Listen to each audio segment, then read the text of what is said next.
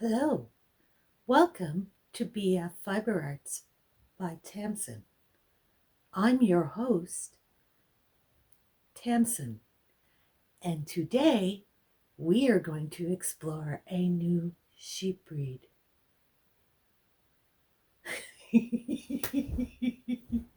Don't ask me why that amused me so much, it just did.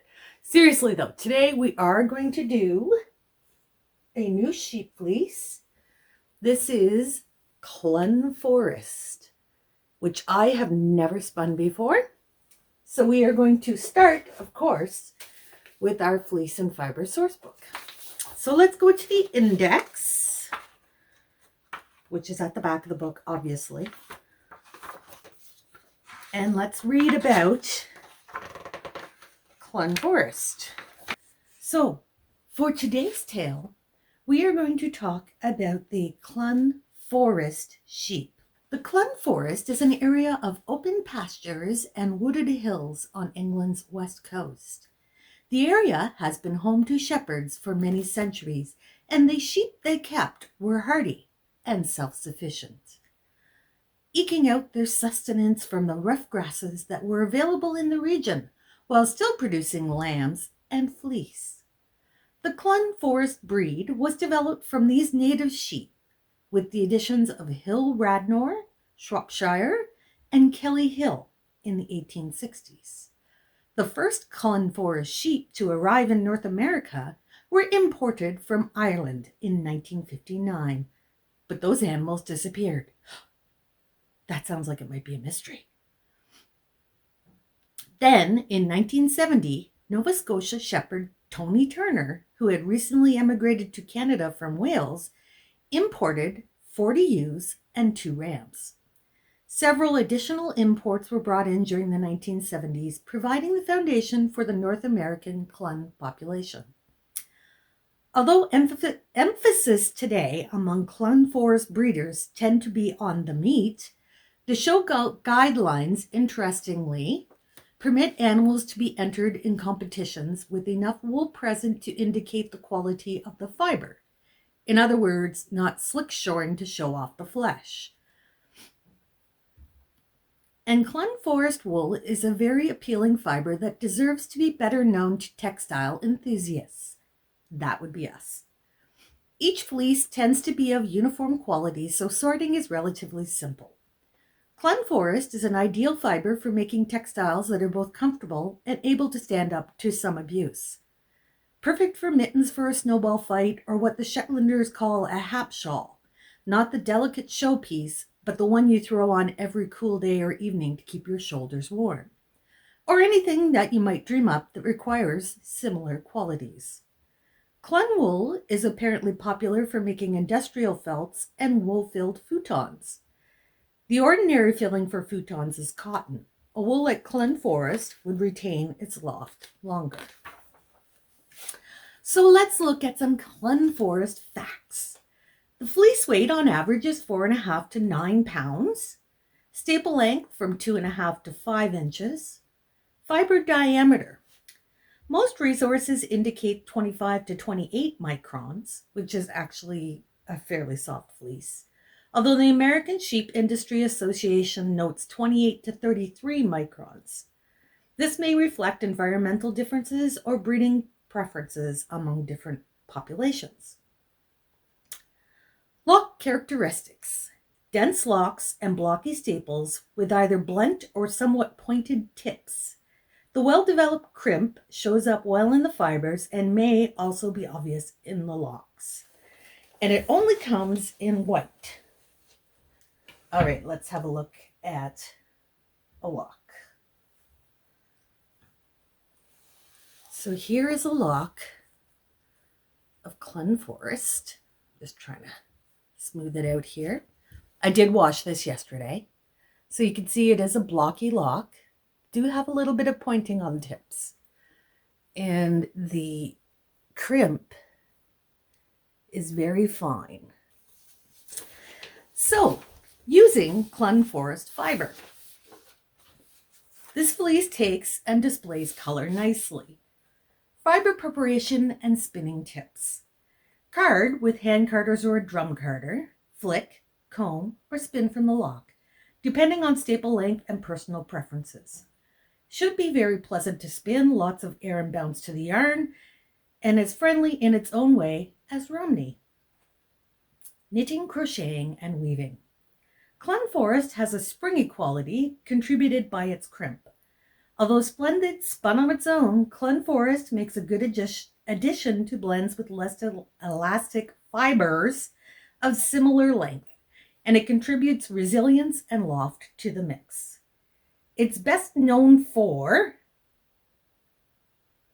well, they say it is not known well enough for such a versatile, elastic, bouncy wool. So, here is a picture of the Clun Forest sheep. They're actually pretty cute. All right, so now that I've gotten all that ridiculousness out of the way, let's do some processing. So here we go. Oh, there's just a little bit of another fleece in there. I've been washing. I got 6 fleeces washed, so I can shoot up 6 videos and we can go from there. So I have here some Clun Forest. I'm going to grab my tools and we're going to process it a couple of ways and see how it turns out. Now this chunk has some veggie matter, a fair amount of veggie matter in it, but we will get that out in the processing. So I'm going to adjust the camera, get myself set up, and I'll be right back. Now, because I decided to be goofy today, I am wearing a dress.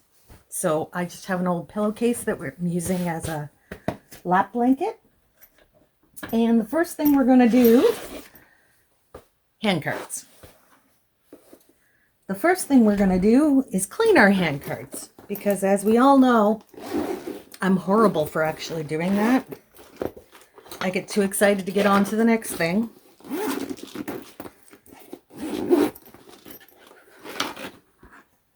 All right.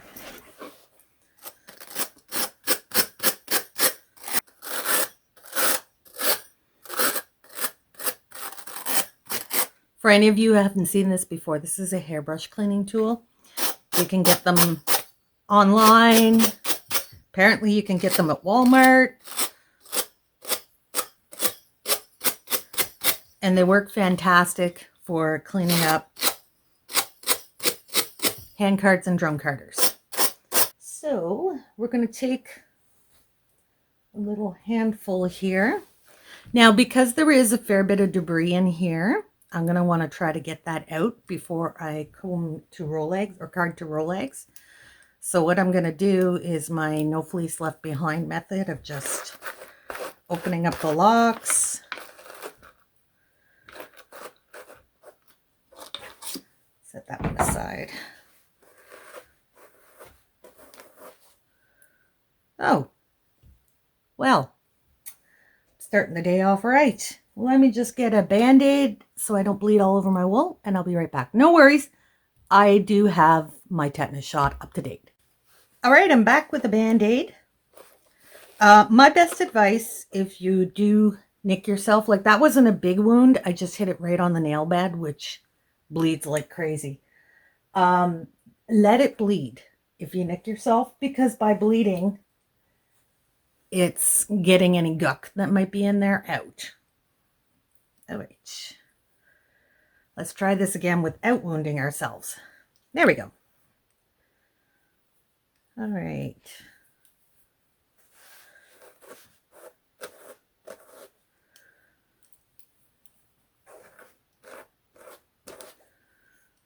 So there we go. We got it opened up.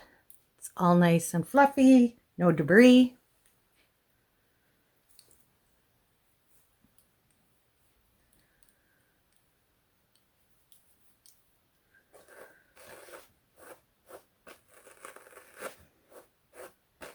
Now, before you do this, you may want to slap on Band-Aids just for protection. Not necessarily because you're already bleeding, but to keep you from bleeding, which is perfectly fair. This is a short fleece, so I probably should have thought of that before I started, but you know me.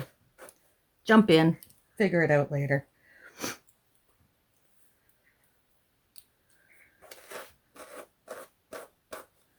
Okay, this is short enough. I think what I'm going to do, plop some on there.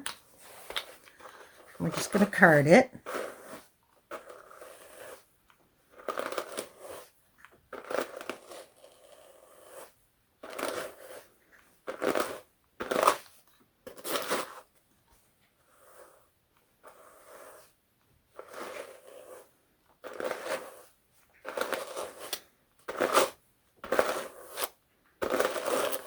Get it all opened up.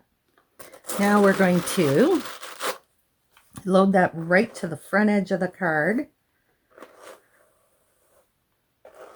which is something you would normally not do if you're making roll eggs, but I'm going to load it all up right at the edge.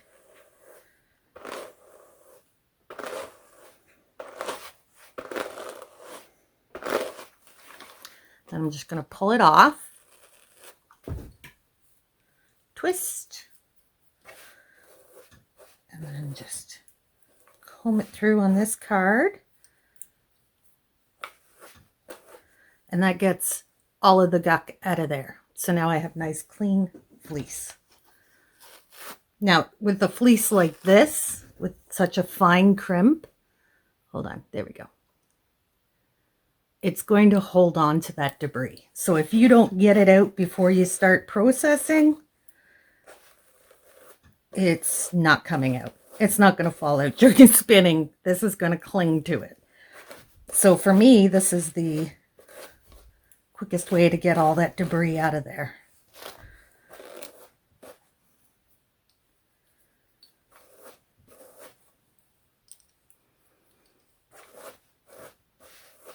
And this is why a large percentage of the time I don't drum card. I like the ability to handle the fleece, get all that stuff out on my own. All right, and we're going to comb all that to the front edge.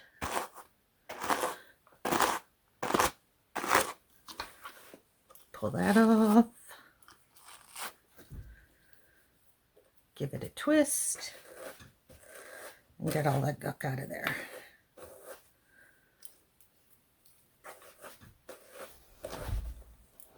All right, so now I have some nice clean fluffy fleece. I'm going to take this off. Now that debris is in the cards, but I don't want it to end up in my roll egg. So first thing you can do is just turn your card upside down, bang some of that out, and then just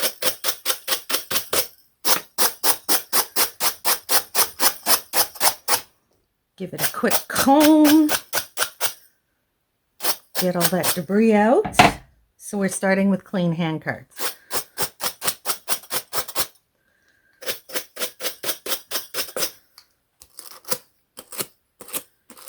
There's a big chunk of debris stuck in this one. There we go. Got it.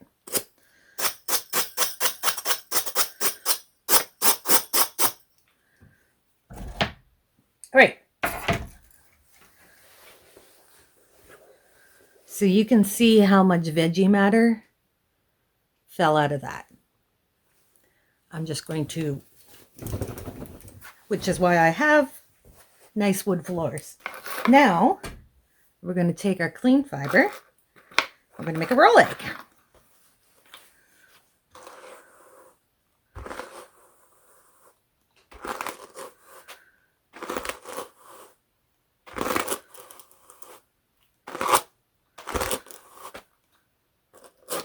Now, because we've already carded this, it's already open and fluffy. We're just aligning it for making roll eggs. There we go.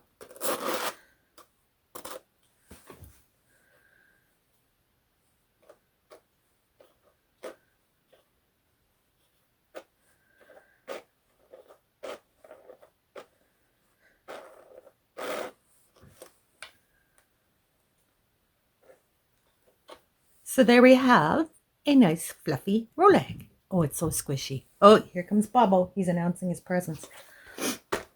Hello, Bubble. All right, next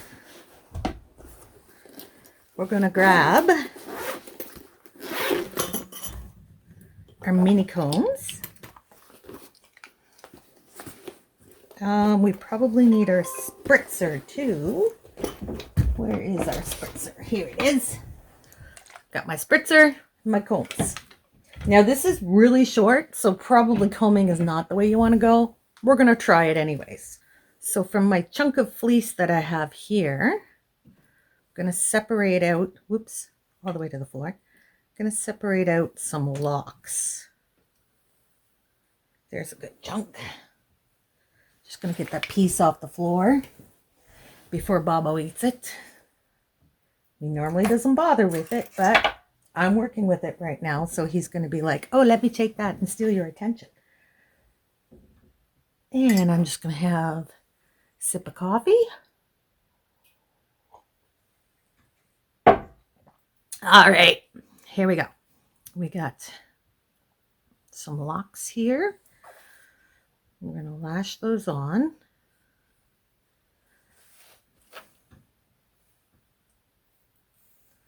Oh, look at this nice chunky lock. That's going to be beautiful. Get that on there. Now remember, as you comb, it's going to fluff up. So you don't want to overfill your combs, or you're never going to be able to keep it all on them once you start combing it. So there, that's how much I've put on. About half. And then we're just going to grab our tips.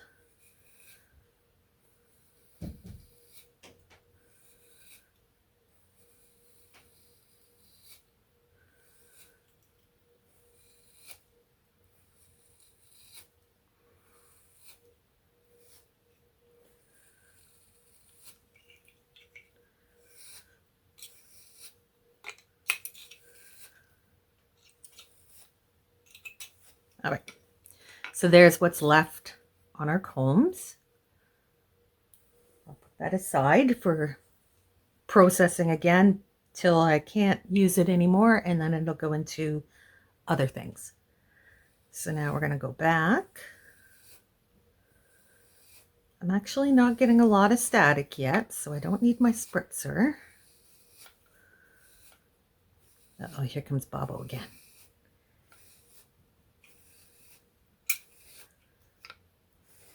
All right, so we're starting to get all that debris out. Put that aside. Now it is getting a little staticky, so I'm just going to give it a little bit of a spritz. Kind of wiggle that in. Look how fluffy that is. There's a lot of spring in this. All right, loosen up the back. We're going to take our bite a little deeper this time to get some of that debris out. As it starts to comb out, I go a little deeper.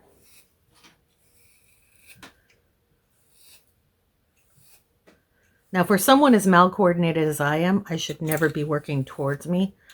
But again, it's me. Do I ever listen to the rules? Sometimes. All right. Now, because there is such fine debris in this, it's really having a hard time coming out in the combing. I'm just going to get a little rougher here.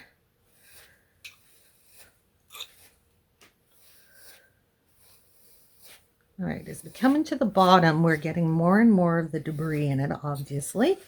So I'm going to stop a little early, put that aside for further processing. And we're going to go 2 more passes. So left to right. Ooh, we got wicked static. Hold on. Okay. It's just plain water I'm using in my static stuff. I do have some mane and tail conditioner for horses that I sometimes add a couple drops to my water just to kind of condition the fiber. All right, take that out, and we're going to do one more pass back to the left-hand one.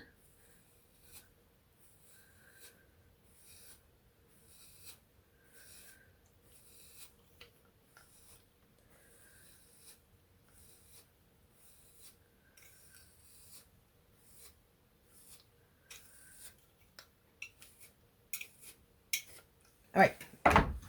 Now, again, this is the debris that's fallen out of the fleece. I don't want it to end up back in it. I always have to sweep after I've been processing fiber, but that's why I have these nice wood floors. All right, and then we're just gonna pull it off. If I was dealing with bigger amounts, I would actually clamp the comb to the table and use a diz. But because we're just doing some experimental processing, I'm just doing hand pulled. It's not near as consistent, but for what we're doing, it works just fine.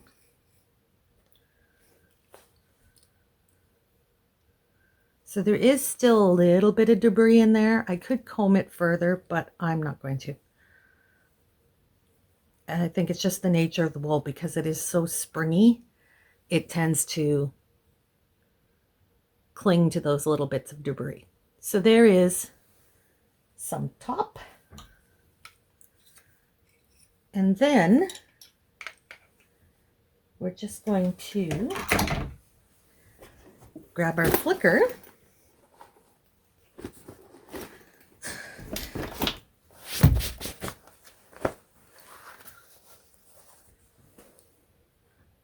And we will flick a few. So I'm going to find a nice chunky staple right there. Look at some little curlicues on the tips. Very pretty. And tap it. Now with fleece this short, you got to watch that you don't hit your finger like I just did. But I didn't draw blood this time.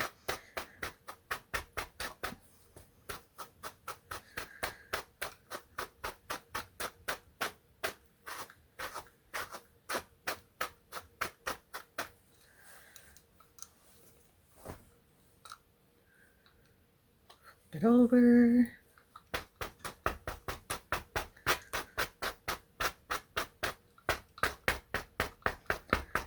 Now the ends are getting a bit nappy, so we'll comb that out.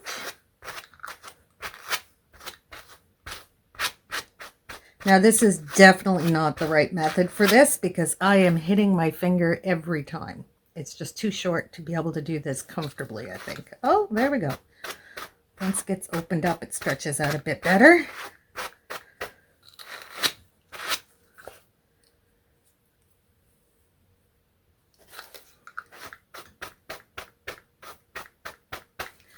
And there we have some flicked Loch fiber. I'm going to do up a few more of all of these preparations.